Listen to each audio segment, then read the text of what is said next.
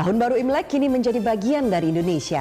Perayaan ini menjadi saksi sejarah bahwa realitas keberagaman sempat dikubur dalam-dalam selama pemerintahan Orde Baru. Padahal keterlibatan warga Tionghoa dalam politik sudah ada jauh sebelum Indonesia merdeka. Merayakan Imlek adalah merayakan keberagaman. Baru 14 tahun terakhir, warga Tionghoa di Indonesia leluasa merayakannya di depan publik. Selama Orde Baru, tradisi merayakan Tahun Baru Imlek menjadi barang haram. Soeharto melalui instruksinya nomor 14 tahun 1967 melarang segala hal yang berbau Tionghoa.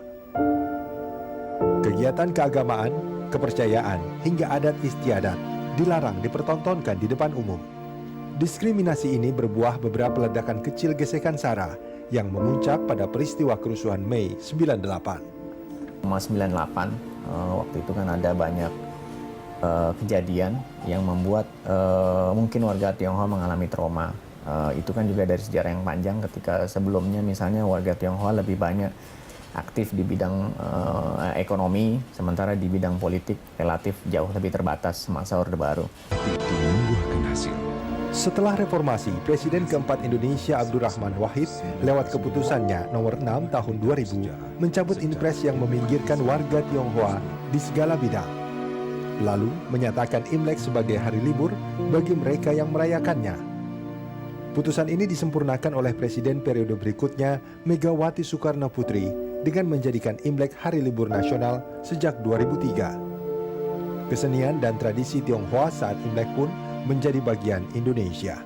Luka itu pelan-pelan hilang gitu karena berjalannya waktu dan kemudian juga karena dibuka ruang partisipasi yang lain. Dan kalau kita lihat sebetulnya dari sejak masa reformasi misalnya selalu ada menteri yang keturunan Tionghoa. Waktu zaman Bu Mega ada Pak Kwi Kian Gi, di zaman SBY ada Ibu Mari Pangestu yang mewakili kurang lebih ada personifikasi. Sejarah terkuburnya Imlek selama pemerintahan Orde Baru menyiratkan pelajaran yang mahal. Kira mungkin juga sejak 98 kita harus punya perspektif baru ya.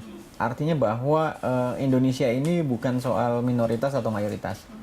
Tapi Indonesia ini kalau pinjem bahasanya Soekarno dulu, dari semua untuk semua. Gitu. Artinya siapapun, gitu, negara wajib melindungi.